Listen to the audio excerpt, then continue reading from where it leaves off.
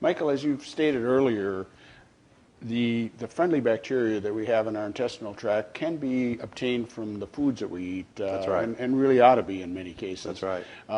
But if that, we see that there are a lot of probiotics on the market today.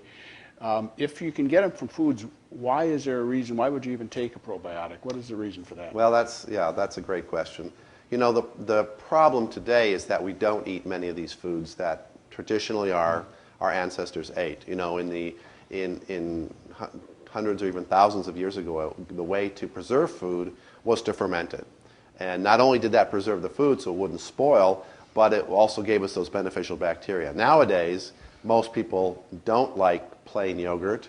They think of yogurt as something sweet with a lot of sugar, maybe a lot of other additives in it that may inhibit these bacteria. We don't eat things like sauerkraut, these traditional foods that most people think of are kind of old-fashioned and not very popular. We eat a lot of food that's highly refined. We drink coffee. We maybe have a glass of wine or two in the evening. Some people smoke. All these things are going to be very difficult and very hard on the bacteria in our body, especially the good bacteria. It's going to kill off those good bacteria. So for many people, a probiotic supplement is indicated. If they're having digestive problems, if they're having problems digesting their food, constipation, gas, bloating, just a feeling of unwell, a feeling of just not being very well all the time. Probiotics could be something that they should look into. And so probiotic supplements are on the market today. There are many different kinds, as you said, lots of different probiotic supplements on the market. And it's important to know that these probiotics are manufactured by a reputable manufacturer and that they're delivered to the consumer in a manner that they'll be effective. And the main problem with delivering probiotics to the consumer is that they're a product that's alive. Those bacteria are actually alive. They're freeze-dried in most cases, unless they're in a liquid form or in a yogurt or something like that. But most of the probiotic supplements we see on the market are freeze-dried, but they will die eventually if left to get too warm or too moist.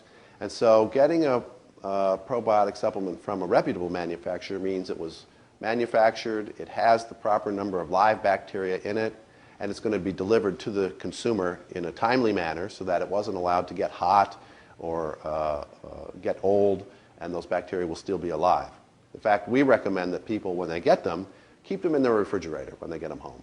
Now, is there another challenge beyond just what you've been talking about there, is the stability of the product in the bottle before the consumer gets it? Are there other challenges to actually getting the probiotic to where you want it in the lower GI tract? Well, the other challenge is to make sure you get a probiotic that is in fact an effective probiotic to begin with.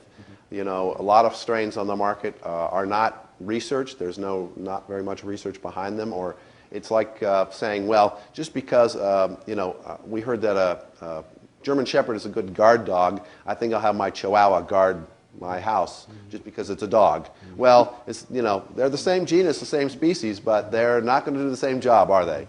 So you need to find a probiotic from a reputable manufacturer that has research behind the product to show that it in fact does what it says it will do. How about transiting the entire GI system, the stomach and so on? Is there a problem or challenge there? There is a challenge there. That's another really good question, because what happens is we have all this acid in our stomach. The stomach is designed to not only break down the food, but also to destroy bacteria that could be potentially harmful to us. So one of the reasons it's highly acidic is that it's going to kill off a lot of bacteria, including the good bacteria that come in.